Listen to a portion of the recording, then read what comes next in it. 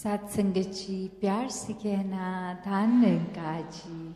सभी महापुरुष ये सत्संग का एक आनंद लेते हुए पिछले कुछ घंटों से संदेश यही सुन रहे कि कैसे एक परमात्मा की उपज ये पूरी कायनात। तो इस कादर ने ये कुदरत बनाई, हर चीज़ ये कण कण में खुद भी है और ये कण कण इसी के अंदर भी है। तो कैसे ये एकमिक होने का भाव, ये एक होने का भाव कि हम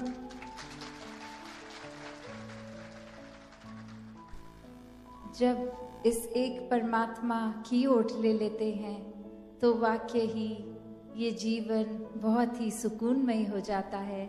ये जीवन बहुत ही फिर चैन से, एक सहजता से, स्थिरता से, एक बहुत ही स्वाभाविक रूप में एक आराम से निकल जाता है, क्योंकि ये परमात्मा का एहसास जब हर पल में आ गया तो भक्ति में जीवन हो गया।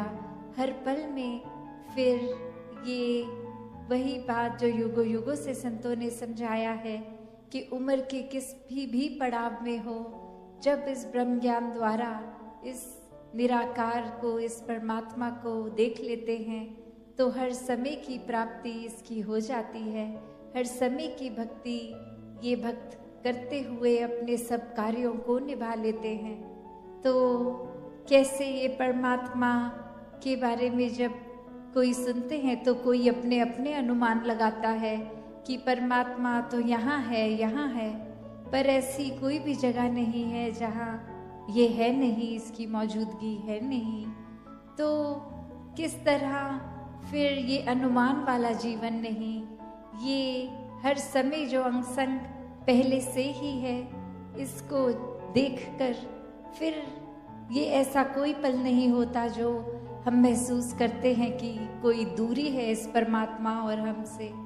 ये फिर आंखों के जो पलके हैं इससे भी नज़दीक है ये परमात्मा।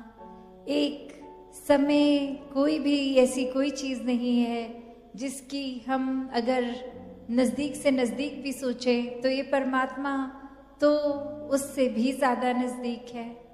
और जैसे सभी ने वो बात भी सुनी होगी कि संतों ने चेतन किया है, संतों ने हमेशा ये सोए हुए इंसानों को जगाया है कि जीते जी जीवन का असली मोल डाल लो, ये परमात्मा अपने हिस्से में ले आओ, इसकी पहचान कर लो, भक्ति भरा जीवन जी लो, ताकि फिर ये जीवन जीते जीते ही अगर कभी भी जब श्वास चले गए तो वो समय बर्बाद ना हो।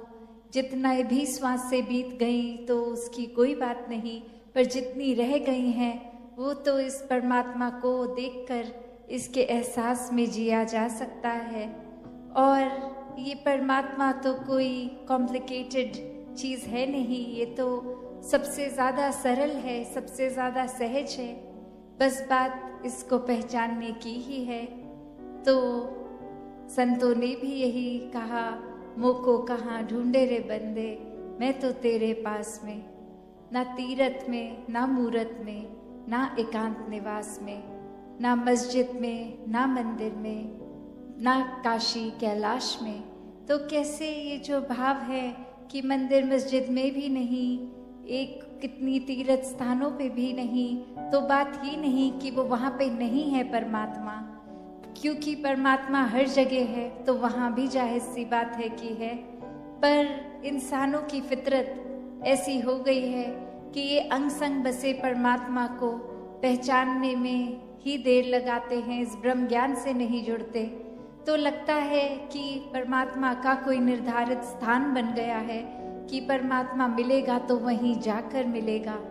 तो जैसे एक कहानी भी दासी ने पहले भी आपके चरणों में रखी कि एक बहुत ही बुजुर्ग महिला कुछ सड़क पे ढूंढती हुई और बहुत देर से ढूंढती हुई, और जाने वाला एक इंसान ने जैसे ही ये देखा तो वो भी एक उस बुजुर्ग महिला के पास जाकर देखने लग गए सड़क पे नीचे की ओर कि कुछ ढूंढ रही हैं, लगता है तो कुछ मिलेगा तो इनको बताएंगे। और वो भी नीचे उसी प्रकार ढूंढ रहा है साथ में।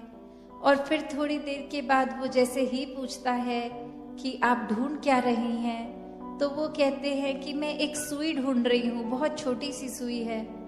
तो वो व्यक्ति और ध्यान से देखता है कि वाकई ही इस बुजुर्गी में नज़र भी इनकी कमज़ोर हो गई होगी, तो मुझे बहुत अच्छे से प्रयत्न करना होगा कि मुझे शायद नज़र आ जाए, मैं तो नौजवान हूँ, आंखें तो ठीक हैं। तो थोड़ी देर और ढूंढने के बाद फिर वो उनसे पूछता है कि आप कहाँ खड़े थे जब आपके हाथ से वो सुई छूट गई थी। तो वो बुजुर्ग महिला बताती हैं कि मैं अपने घर के अंदर थी, अपने कमरे में थी जब वो सुई मेरे हाथ से छूटी थी। तो फिर वो इंसान हैरान भी और थोड़ा गुस्से में भी कि इतने समय से फिर आप बाहर क्यों घर के उस सुई को ढूंढ रहे हैं, जबकि वो गिरा अंदर है, आप बाहर सड़क पे ढूंढ रहे हैं। तो वो आगे से इंसान, वो महिला कहती हैं कि अंदर मेरे घर के बहुत अंधेरा है, तो वहाँ तो मैं ढूंढती भी तो संभवतः मुझे नहीं मिलती, इसलिए बाहर सड़क की स्ट्रीट लाइट के नीचे ये रोशनी में मुझे लगा यहाँ ठीक से नज़र आ जाएगा, यहाँ ढूंढ लेती हूँ। तो बात क्या कि वस्तु कहीं ढूंढत कहीं, कि कहाँ जाना है इस परमात्मा की पहचान करने। तो वो संतों के संग से ही ये ब्रह्म ज्ञान की प्रेरणा भी युगों युगों से मिली है। तो ये डायरेक्शन कि ये ब्रह्म ज्ञान कहाँ से मिलना है, निराकार का पता कहाँ से चलना है और कहाँ ढूंढ रहे हैं सभी। तो हर कोई जहाँ अपने जीवन में भक्तिमय जीवन जिए, इस परमात्मा को पहले जानकर, इसको देखकर, फिर इसके साथ एकत्व का रिश्ता, एक होकर इसके साथ, फिर वो एकत्व में विश्वास भी आता है, एक बहुत ही स्थिरता भी आती है, बहुत ही ज़्यादा फिर वो एक अटूट बंधन प्यार का बन जाता है। और फिर भक्ति जब प्यार से शुरू होती है तो वाकई ही वो प्रेमा भक्ति होती है। वो किसी इच्छा, किसी लालसा के ऊपर नहीं, वो तो सिर्फ प्यार में डूबकर हर कोई अपने दिल में इस परमात्मा को बिठा के करता है। तो ऐसे ही भक्ति हर किसी के हिस्से आए। दातार कृपा करे। सत संगत जी, धन निरंकार जी। प्यार से कहना धन निरंकार जी से कि ये परमात्मा क्या है, हम क्या है, हमारा इस परमात्मा को जानना क्यों ज़रूरी है, ये परमात्मा कहाँ है, ये कैसा है। जब वो श्रेणी आ जाती है, उसके बाद जब ब्रह्म ज्ञान की प्राप्ति हो जाती है, तो वो उत्तम ज्ञानी भक्त, तो दातार कृपा करे हर एक पे कि हर कोई सिर्फ वो उस तरह का ही, हर समय का ही सेवक बना रहे, हर समय का ही भक्त बना रहे, हर समय का ही ब्रह्म ज्ञानी बना रहे। कुछ समय अपनी सुविधा अनुसार नहीं, 24 घंटे तो दासी और समय ना लेके तो करते हैं, पर उसके ही रंग में रंगे रहेंगे अगर हर समय, तो ये जो असली दात है, जिस तरह ये जगह का नाम भी हमीरपुर है, तो हम अमीर, तो कैसे एक ब्रह्म ज्ञान की दात जब मिल जाती है तो वो सच्ची अमीरी है। नहीं तो सांसारिक ये माया ने तो आज टिकना है, कल नहीं टिकना। आज अर्थात्मिक रूप में हम कितने भी एक अमीर हो जाएंगे तो कल कोई स्थिति ऐसी आ सकती है कि वो धन दौलत हमसे छिन जाए। तो अगर ऐसा दुनियावी रूप है तो उतार चढ़ाव तो हर एक के जीवन में आने ही हैं। तो ऐसा संतों में क्या अलग होता है, उनके जीवन में भी दुख सुख आते हैं, पर फर्क यही कि संत हमेशा इस प्रभु परमात्मा को अपने मन में बसाते हैं, तो कुछ समय के लिए नहीं, वो 24 घंटे पूरी जिंदगी के लिए परमात्मा दिल में बस जाता है। और जब ये परमात्मा दिल में होता है तो एक जीवन में कुछ भी घटता है, मन इस परमात्मा पे जो हमेशा एक स्थिर है परमात्मा, अपने स्थान से हिलता नहीं है। बाकी दुनिया की कोई भी चीज़ देख लें, पूरे ब्रह्मांड की, वो हिलता ही रहती है सब। तो कैसे ये परमात्मा, ये स्थिर पे जब हम मन टिका लेते हैं, इस स्थिर के साथ जुड़ के खुद भी स्थिर अवस्था प्राप्त कर लेते हैं, तो दुनियावी रूप पूरे दिनचर्या में कुछ भी होता रहे, मन डगमग नहीं करता। मन समय के और स्थिति के अनुसार बहुत ही अपने मन को डुबाता नहीं है। अगर बुरी एक घटना घट जाए या बहुत ही बावले रूप की तरह खुशी भी नहीं मनाता। क्यों? क्योंकि ये स्थिर के साथ जब जुड़ जाते हैं, मन बहुत ही सहज हो जाता है। फिर एक गोइंग विद द फ्लो वाली बात आ जाती है कि कैसे ये परमात्मा ही जो हर चीज़ का करता है।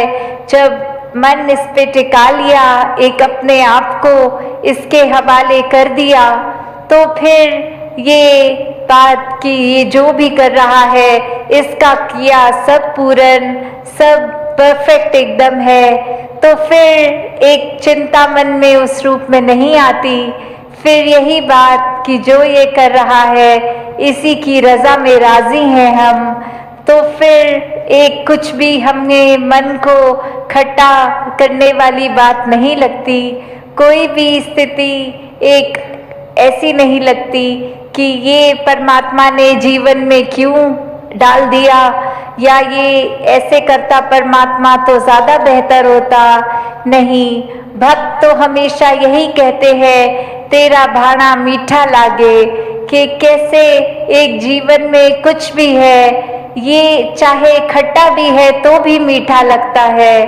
सिर्फ ये कोई एक एक्टिंग रूप नहीं है, ये भक्तों के मन की अवस्था है। तो अगर ऐसे मन की अवस्था हर कोई चाहता है कि हो, तो वो संभव है सिर्फ और सिर्फ इस ब्रह्म ज्ञान द्वारा। क्योंकि जब ये सच्चाई एक मनुष्य को पता लग जाती है कि हमारा असली जो रूप है वो एक शरीर नहीं है, ये मानव चोला नहीं है, ये आत्मा जो सदैव सिर चोले बदल रही है, इसको जब मोक्ष लेना है तो एक मनुष्य के शरीर से जीते जी ये परमात्मा की जानकारी, ये ब्रह्म का ज्ञान जब मिल जाता है, तो ही वो मुक्ति, मोक्ष, साल्वेशन पॉसिबल होती है। और अपने मन में सिर्फ ये जिज्ञासा लाना ही उस समय कि किस तरह हम कहाँ से आए हैं, कहाँ जाना है, और जीते जी किस तरह का जीवन निभाना है। जब ये एक जिज्ञासा लाकर ये ब्रह्म ज्ञान की दात मिल जाती है, तो ही जीवन सफल हो जाता है। फिर हर पल एक मन हमारा सिर्फ प्यार ही करता है, किसी से नफरत नहीं करता। ये बात जान लेता है कि जो परमात्मा मेरे शरीर में है वही सामने वाले के भी है, तो फिर किसी से नफरत, निंदा, किसी की पीठ पीछे चुगली नहीं करता। एक बुरे भाव मन में किसी के लिए नहीं आते, हर एक के अच्छे गुण ही ये मन निकालता है।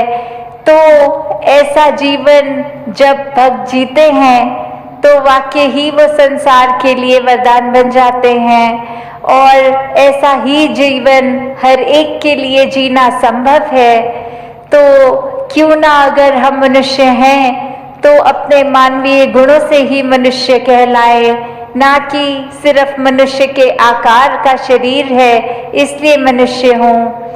तो जब आज जैसे बात भी की जाती है कि आज वर्ल्ड एनवायरनमेंट डे है, किस तरह ये प्रकृति को भी, जो इस कादर की कुदरत है, इसको भी हर एक ने जहाँ निखारते चले जाना है। एक हम दिनचर्या में अगर सोचे कि कितना कचरा फैलाते हैं, किस तरह वो वेस्टेज भी ना हो, वो पोल्यूशन भी ना हो, वो एक किस तरह से हम मैनेज अच्छी तरह कर पाए, ताकि जब इस संसार में आए थे तो जितनी खूबसूरत धरती थी, जब इस संसार को छोड़ के जाए तो भी उससे ज़्यादा ही सुंदर इस कुदरत को कर सकें। किस तरह हम अपना बिट, चाहे वो पानी, बिजली इत्यादि, जो भी हम एक अपने नीड के अनुसार बस उतना ही इस्तेमाल करें, उसको फजूल खर्च ना करें। कैसे एक बात हमेशा जो आज भी सत्संग में महापुरुषों ने दोहराई थी कि ये मिशन का स्लोगन भी कि प्रदूषण मन के अंदर हो या बाहर हो, दोनों ही हानिकारक है। तो अंदर बाहर कौन सी प्रदूषण है? बाहर तो चलो हम कह सकते हैं कि एक सांस लेने के समय प्रदूषण, पर ये मन